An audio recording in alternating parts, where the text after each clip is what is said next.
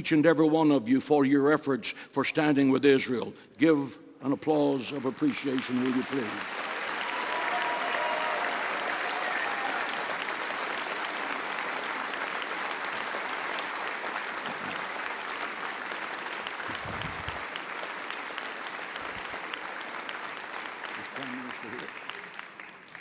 Okay, you may be seated.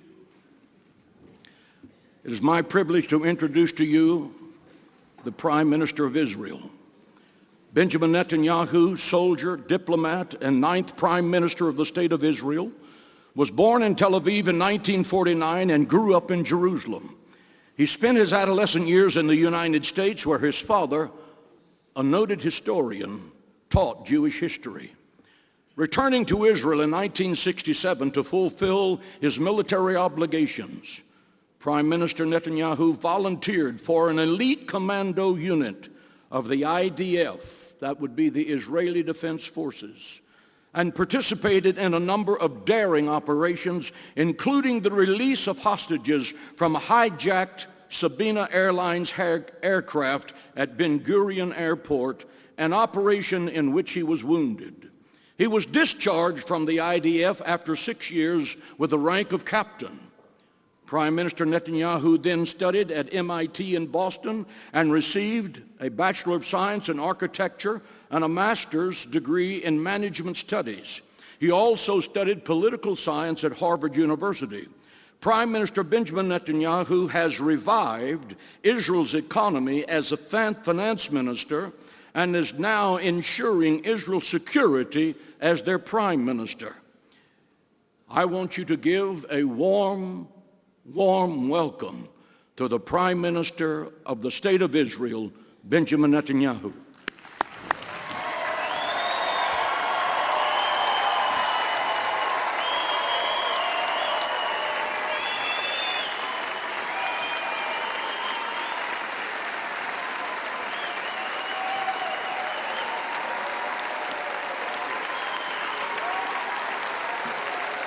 Thank you. Thank you. Thank you. Thank you very much. Pastor Hagee,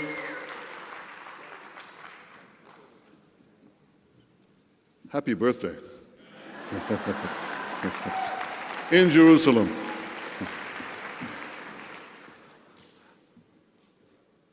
I want to acknowledge also my friend, Mayor Nir Barkat.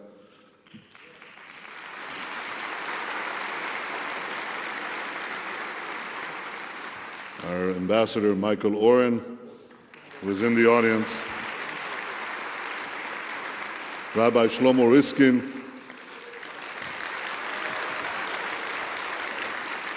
Deputy Foreign Minister Dani Ayalon,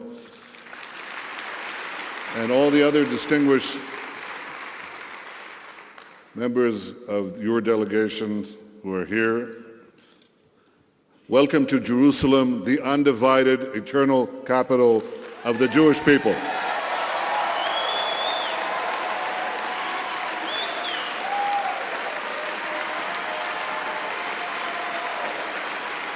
Thank you.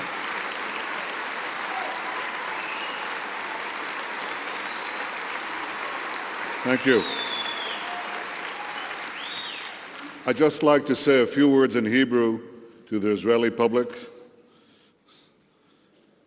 All of you next year in Jerusalem can study and understand what I'm about to say. אני מברך על חידוש תהליך השלום בינינו לבין הפלסטינאים. זה קרוב לשנה שאנחנו קוראים לחידוש השיחות ללא תנאים מוקדמים. אני מקווה ששיחות הקרבה יובילו במהירות לשיחות ישירות, שבאמצעותן ניתן יהיה באמת לקדם את השלום. כפי שאמרתי בנאומי באוניברסיטת בר אילן, שני העקרונות שינחו אותי בחיפוש אחר השלום והשגתו הם הכרה פלסטינאית בישראל כמדינתו של העם היהודי והסדרי ביטחון ממשיים בשטח, אני מדגיש, ממשיים בשטח, שיבטיחו את ביטחון ישראל לאורך השנים. אני אצמד לעקרונות הללו, ואני מאמין שבאמצעותם, בעזרת השם, נוכל להתקדם לעבר שלום וביטחון. Ladies and gentlemen, your presence here today represents a profound transformation in the relationship between Christians and Jews. This transformation has its roots in the 19th century, when the early Christian Zionists came to the land of Israel, and when they began exploring the land of the Bible, when they began also to yearn for the Jewish restoration in this land, the restoration of our numbers, the restoration of our sovereignty. In fact, Christian Zionism preceded modern Jewish Zionism, and I think enabled it. But it received a tremendous impetus several decades ago when leading American clergymen, among them, most notably, Pastor John Hagee, a dynamic pastor and leader from Texas,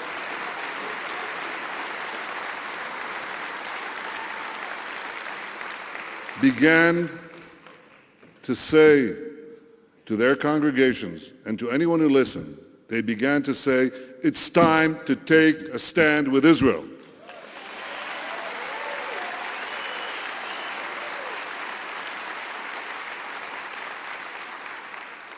It was time to take a stand with a solitary democracy in the Middle East. It was time to take a stand against the lies and the slanders and vilifications. It was time to defend the Jewish state's right to defend itself.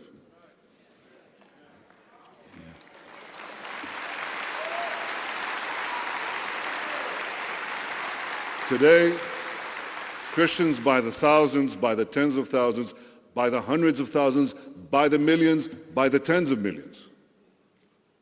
Today, they've heard this call, and they stand with Israel. I salute you, the people of Israel salute you, the Jewish people salute you.